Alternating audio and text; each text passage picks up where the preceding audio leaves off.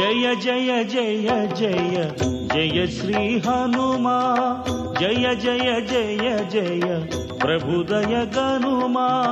ఇంద్రధ్వజానికి పూజ చేసినప్పుడు ఇంద్రధ్వజాన్ని ఎలా నిలబెడతారో అలా నిలబెట్టారు. అప్పుడప్పుడు ఆ తోకని ఉంచి విసురుతున్నారు. అది ఎలా ఉందంటే, గరుత్మంతుడు సముద్రం మీద వెడుతూ ఒక పావుని నోట కరుచుకుని వెడుతున్నప్పుడు అది గింజుకుంటే ఎలా ఉంటుందో ఆ తోక తిరగడం అలా ఉంది. ఒక్కొక్కసారి ఆ తోకని ఇలా ఉంచి తల మీద పెడుతున్నారు. ఆకాశంలో ఒక పెద్ద ఇంద్రధనస్సు ఏర్పడిందా అన్నట్టుగా ఉంది. ఆయన అలా వెడుతుంటే దూరం నుంచి ముందు నుంచి చూస్తే ఎలా ఉన్నారంటే, పిబన్నివ భబౌచాపి సౌర్మిమాలం మహార్ణవం పిపాసు రవచాకాశం దదృశేష మహాకపి.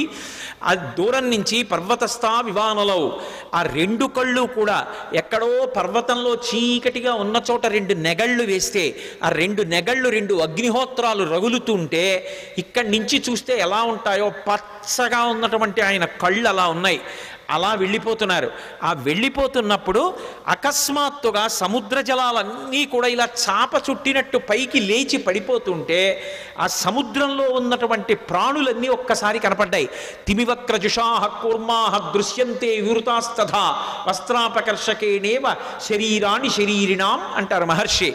ఎప్పుడూ సముద్రం అడుగున ఉండేటటువంటి ప్రాణులు ఎవ్వరికీ ఎప్పుడూ కనపడనివి హనుమ చేస్తున్నటువంటి గమన శక్తికి చాప చుట్టినట్టు పైకి ఇలా లేచిపోతే తరంగం కింద లోపల ఉన్నటువంటి పెద్ద పెద్ద చేపలు, చిన్న చిన్న చేపలు, ఎండ్రకాయలు, తాబేళ్లు, మొసళ్ళు అన్నీ ఒక్కసారి వెలుతురులో కనపడుతున్నాయి అనుకునేటప్పటికీ పెద్ద చప్పుడుతో ఈ కెరటం వెళ్ళి మళ్ళీ పడిపోతోంది. ఆ కెరటం మళ్ళీ పడిపోతుంటే సముద్రం అంతా కలయి తిరిగిపోతోంది. అలా కలయి తిరిగిపోతుండగా నిర్భయంగా క్రీడిస్తున్నవాడు ఎలా ఉంటాడో అలా ఆకాశ మార్గంలో గమనం చేసి వెళ్ళిపోతున్నారు. అద్భుతమైన ప్రయాణం. నిజంగా శాబ్దిక ప్రత్యక్ష ప్రసారం చేశారు వాల్మీకి మహర్షి. సుందరకాండ ప్రథమ సర్గ చదువుతుంటే మన కళ్ళ ముందు కనపడుతుంది ఆయన వెడుతున్నటువంటి తీరు. ఆ మబ్బుల్లోంచి ఏదో ఒక బంగారు ముద్ద వెళ్ళిపోతుందా అన్నట్టుగా, చంద్రబింబం మబ్బుల్లోంచి ప్రయాణం చేస్తోందా అన్నట్టుగా వెళ్ళిపోతున్నారు. వెళ్ళిపోతుండగా సముద్రుడు చూశాడు. చూసి వెంటనే మైనాకుణ్ణి పిలిచి అన్నాడు. మైనాకుడు బంగారు శిఖరములతో ఉంటాడు.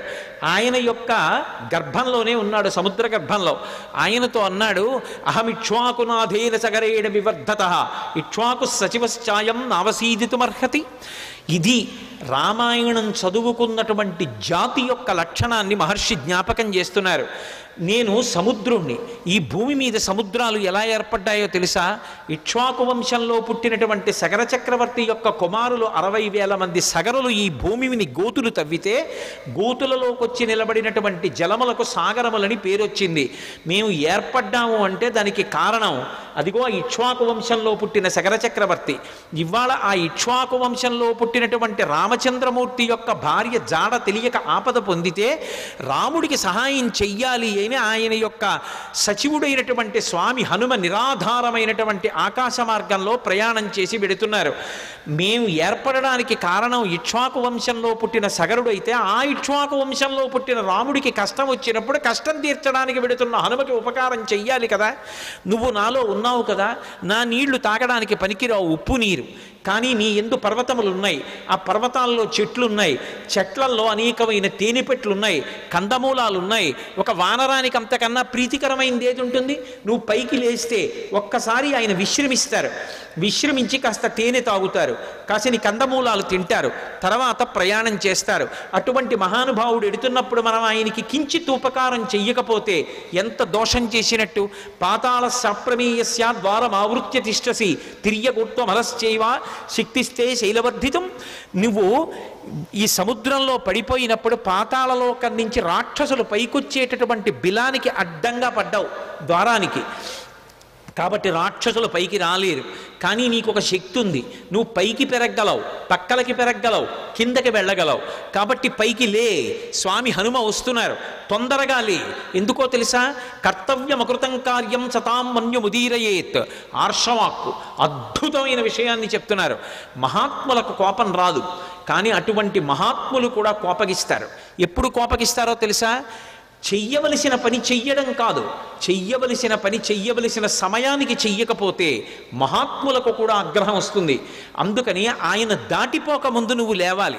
అయ్యో నాకు తెలిసి లేచేటప్పటికి ఆయన వెళ్ళిపోయారు అనకూడదు. ఆయన రాకముందు లేచి నిలబడాలి.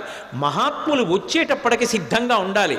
అందుకని వారు రాకముందు లేచి నిలబడు, అంజలి ఘటించు, స్వాగతం పలుకు, పలికి ఆయనకి విశ్రాంతికి స్థానం కల్పించు అనగానే మైనాక పర్వతం సముద్రాన్ని చీల్చుకుని ఒక్కసారి పైకి లేచింది. వచ్చేస్తున్నారు హనుమ ఆకాశ మార్గంలో. అకస్మాత్తుగా ఆ శిఖరముల మధ్యలో బంగారం ఉంటుంది. బాలసూర్యుని యొక్క కిరణములు పడి తెల్లవారుజాము కాలమేమో మరింత శోభిస్తోంది. ఆకాశం అంతా బంగారు వర్ణం పొందేసింది. అకస్మాత్తుగా సముద్రంలోంచి శిఖరములు లేచాయేమో, సముద్ర రంగంతా కూడా బంగారు రంగు అయిపోయింది. ఆ శిఖరములు పైకి లేచాయి. సర్వం శ్రీ ఉమామహేశ్వర పరబ్రహ్మార్పణమస్తు. స్వస్తి.